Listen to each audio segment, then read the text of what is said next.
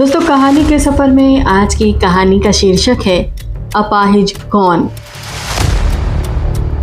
इस कहानी के लेखक हैं अजय चौहान और ये कहानी हमने चुनी है उनके लिखे कथा संग्रह मुझसे मिलने आना से। कहानी का शीर्षक ही अपने आप में रोचकता पैदा करता है, अपाहिज कौन, और उम्मीद दिखाता है ये सवाल अपने परिणाम तक पहुंचेगा ज़रूर और बताएगा कि अपाहिज कौन है। तो चलिए सुनते हैं अजय चौहान की लिखी हुई कहानी अपाहिज कौन।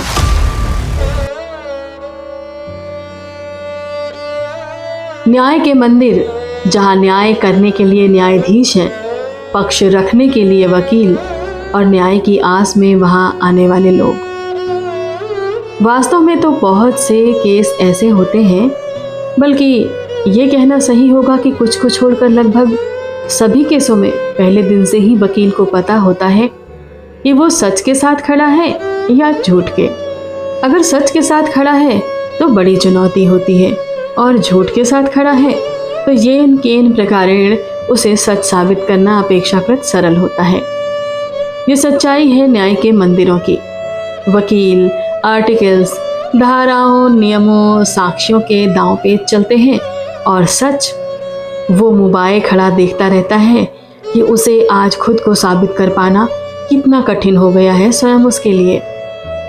फिर भी लोग आते हैं अपनी आशाओं के साथ। वकील भी तो सपने बेचते हैं, झूठे या सच्चे, कौन जानता है उनके सिवा। समीर रोज की तरह न्यायालय परिसर के अपने चैम्बर में बैठा था। वैसे वकीलों के ऑफिस को सबसे पहले चैम्बर किसने कहा और क्यों कहा पता नहीं। शायद इसलिए कहा होगा कि वकील अपने मुवक्किल को ये जानते हुए भी कि एक दिन इसके हिस्से में हार आएगी, सपने बेचते रहते हैं और अपनी बातों का मूल्य वसूलते रहते हैं। वो धीरे धीरे घुटता रहता है पर उसे खुद से अलग नहीं होने देते, उसकी सामर्थ्य के समाप्त होने तक। पर उनकी भी मजबूरी है, उनके भी सपने हैं। खैर, जंगल में हर शिकारी खुद भी शिकार है, हालांकि जब तक वो खुद किसी का शिकार न बन जाए उसका भ्रम नहीं टूटता है। अरे यार, मैं भी कहाँ भटक कर जंगल हर शिकार में फंस गया। बात तो न्याय के मंदिर की हो रही थी। तो समीर अपने चैम्बर में बैठा अपने कुछ कामों को निपटा रहा था। अचानक मोबाइल की रिंग बजी। देखा कोई अपरिचित नंबर था। फोन उठाकर हेलो बोला। उधर से किसी ने उसका नाम लेकर बोला कि मैं न्यायालय परिसर में हूँ, एक केस के सिलसिले में आपसे मिलना चाहता हूँ। समीर ने उधर की आवाज़ को खुद के चैम्बर तक पहुँचने का सही रास्ता बताया। न्यायालय परिसर में किसी वकील के चैम्बर को ढूंढ पाना हंसी खेल नहीं है। फिलहाल समीर उसके आने का इंतज़ार करने लगा। ठीक 5 मिनट बाद किसी ने चैम्बर के अंदर कदम रखा और उसका नाम लेकर उससे मुखातिब हुआ। समीर ने अपने सामने की कुर्सी पर बैठने का इशारा किया। उस व्यक्ति को, जिसकी उम्र लगभग 39 वर्ष की होगी, नैन नक्श साधारण पर संभ्रांत व्यक्तित्व की तरह, और आगे बात के आशय से देखा। उसने समीर के एक परिचित मित्र का नाम लेकर कहा कि उन्होंने आपके बारे में बताया था। तो समीर ने आंखों में पहचान का भाव लाकर कहा, बताइए आपकी क्या मदद कर सकता हूँ। उसने बताया, मेरा नाम शेखर है। लगभग 8 साल पहले मेरी शादी नेहा से हुई थी। मेरी पत्नी नेहा का व्यवहार घर के लोगों के प्रति अच्छा नहीं था। अलग रहने की जिद करना, बार बार मायके चले जाना, बड़ों की इज्जत ना करना, माँ से अपशब्द कहना आदि कई बातें हैं। पिछले 4 सालों से वो अपने मायके में ही है और कई केस कर रखे हैं। मुझे व मेरे घर वालों को परेशान करने के लिए जो वकील केस देख रहे हैं, मेरी तरफ से वो भी मेरे मुकदमे को लेकर गंभीर नहीं है, पर मैं अब ऊब चुका हूँ। मेरे परिचित ने मुझे आपका नाम सुझाया तो मैं आपके पास आया हूँ ताकि मेरे केस का जल्द से जल्द निपटारा हो जाए। हो सके तो 1 टाइम सेटलमेंट करवा दीजिए ताकि रोज रोज के कोर्ट के चक्करों से छुटकारा मिले। समीर ने सारी बात समझकर शेखर से उसके केस की सारी डिटेल और फाइल मांगी ताकि पता चल सके कि क्या वाकई वकील की तरफ से ढिलाई हो रही है या शेखर में ही जल्दबाजी भरी हुई है। खैर, सब चीजें लेकर आने की बात हुई और शेखर नमस्ते बोलकर निकल गया। ठीक तीसरे दिन वो दोबारा समीर के ऑफिस में था। अपने वकील से सारी फाइलें ले आया था और सामने रखते हुए फिर वही बात दोहराई कि बस एक बार दे दिला के मेरा निपटारा करा दीजिए। समीर ने तसल्ली रखने को कहा और फाइलों को स्टडी किया। वाकई शेखर के वकील ने ईमानदारी से अपना काम नहीं किया था। समीर ने केस की सभी फाइलें ले ली और शेखर की तरफ से पैरवी करने का मन बना लिया। 1-2 तारीखों के बाद ही समीर ने दूसरे पक्ष के वकील के सामने आपसी सहमति से तलाक का प्रस्ताव रखा ताकि दोनों का काम आसान हो जाए। मुवक्किलों को रोज रोज कोर्ट के चक्करों से मुक्ति और वकीलों को एक मुश्त फीस।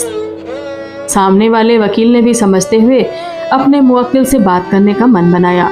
इसी ढंग से कोर्ट के बाहर सेटलमेंट करके उसे कानूनी जामा पहनाना ही ठीक होगा।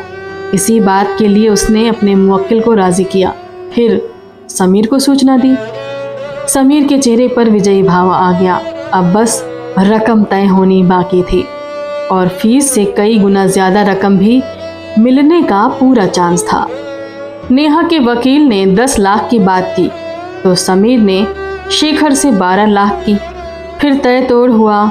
नेहा 8 लाख पर तैयार हो गई और समीर ने अपने मुवक्किल को 10 लाख में समझौता कराने का भरोसा दिलाया। इससे पहले कि लेन देन हो पाता और सब समाप्ति की ओर बढ़ पाता, अगली तारीख पर नेहा कोर्ट नहीं आई, जिसे अब तक समीर ने देखा भी नहीं था। फिर पता चला कि अगली तारीख पता करने के लिए भी उसका फ़ोन नहीं आया। पर समीर को धुन सवार थी कि किसी तरह से ये केस खत्म हो जाए और उसे उसकी मोटी रकम मिले।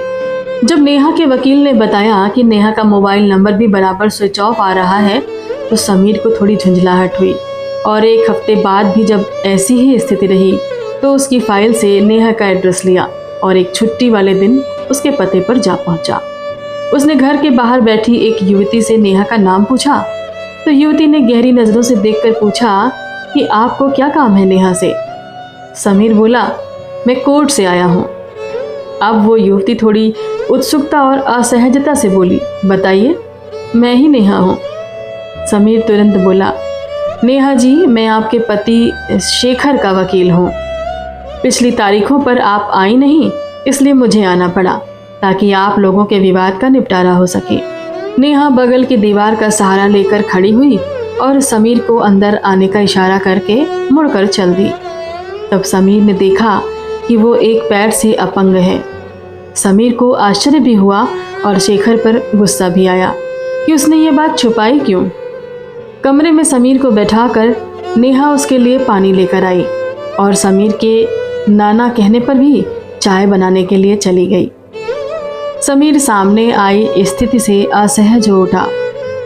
जो बात लेकर आया था वो कह पाने की हिम्मत जुटाने की कोशिश करने लगा।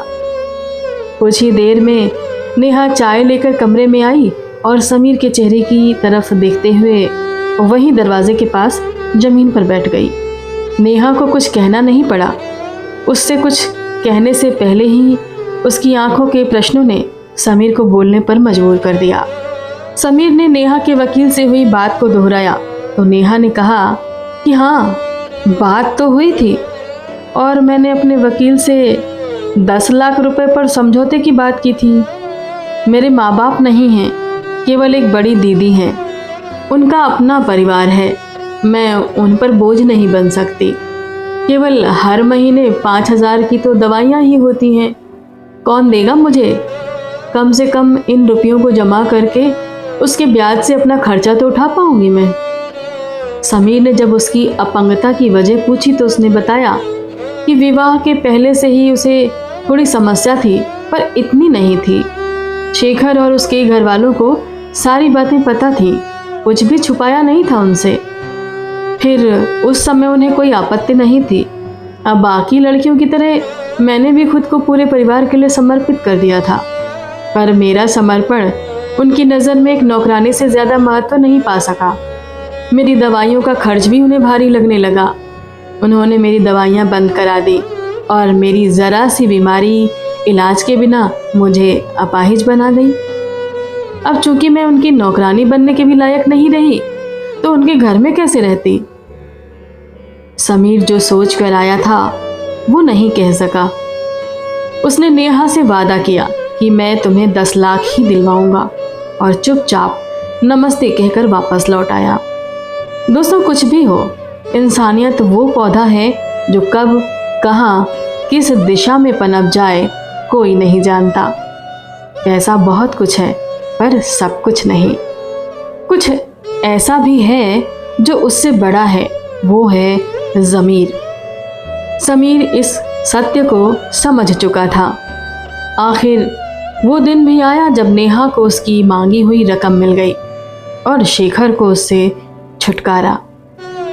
कोर्ट के बाहर आकर समीर को लगा कि शायद उसने अपने कर्तव्य का अच्छे से निर्वाह किया, पर नेहा के चेहरे को देखकर उसे एहसास हुआ कि नहीं, कुछ है जो अधूरा है, कुछ है जो वो समझ नहीं पा रहा है। नेहा ने शेखर के सामने जाकर झुककर उसके पैर छुए। शेखर हड़बड़ा कर पीछे हटा और नेहा अपने अपाहिज शरीर को संभाल न सकने के कारण लगभग गिर ही गई। समीर ने तुरंत संभाल कर खड़ा किया नेहा को। नेहा ने शेखर की तरफ देखते हुए कहा, शेखर, मेरा सपना था कि किसी के नाम का सिंदूर मेरी मांग में जगमगाए। तुमसे मेरी वो साध पूरी हुई। भले ही समाज की नज़रों में मैं तुम्हारी परित्यक्ता हूँ, पर अपनी नज़र में मैं आज भी तुम्हारी ब्याहता पत्नी हूँ। मेरे जीवित रहते तुम्हें कभी मेरी ज़रूरत महसूस हो तो मुझे बुलाना, मैं हमेशा तुम्हारे लिए ही हूँ। कागज़ के कुछ टुकड़े मुझे तुमसे कभी अलग नहीं कर सकते। तुम्हारे नाम का सिंदूर मुझे मेरी मांग में भरने से कोई नहीं रोक सकता। ये मंगलसूत्र मेरे मरने पर ही उतर सकेगा। सुहाग की चूड़ियाँ ऐसी ही रहेंगी मेरी कलाई पर। अगर कोई हवन कुंड के उन 7 फेरों को उल्टा करवा सकता हो तो बताओ, वरना मैं हमेशा तुम्हारी ही रहूँगी और ये सारा रुपया तुम्हें मेरे न रहने पर मिल जाएगा। उसके पहले मैं तुम्हारी ही कमाई पर जीवित रहूं, बस इसलिए लिया है ये। अपने आंसुओं में भीगा चेहरा लिए वो धीरे धीरे कोर्ट की सीढ़ियां उतरकर चली गई, अपने अपाहिज पैर घसीटते हुए। समीर समझ नहीं पा रहा था कि अपाहिज कौन था, नेहा या ये समाज। दोस्तों, कहानी का मतलब है एक ऐसी बात जो कहकर आप तक पहुंचाई जाए। लिखने वाले ने लिखा और सुनाने वाले ने सुनाया, लेकिन क्या ये समाज का सच नहीं है? बताइएगा ज़रूर अपनी प्रतिक्रियाओं के माध्यम से। हमें रहेगा इंतज़ार आपकी प्रतिक्रियाओं का इस कहानी के लिए। आप अपनी प्रतिक्रियाएं हमें भेज सकते हैं हमारी मेल आईडी पर radiojunction.in@gmail.com या फिर रेडियो जंक्शन के फेसबुक पेज पर भी फॉलो कर सकते हैं और अपनी प्रतिक्रियाओं से हमें नवाज सकते हैं। दोस्तों, साहित्य के रंग में ऐसी ही चुनिंदा कहानियों के साथ मैं आपसे मुखातिब होती रहूँगी।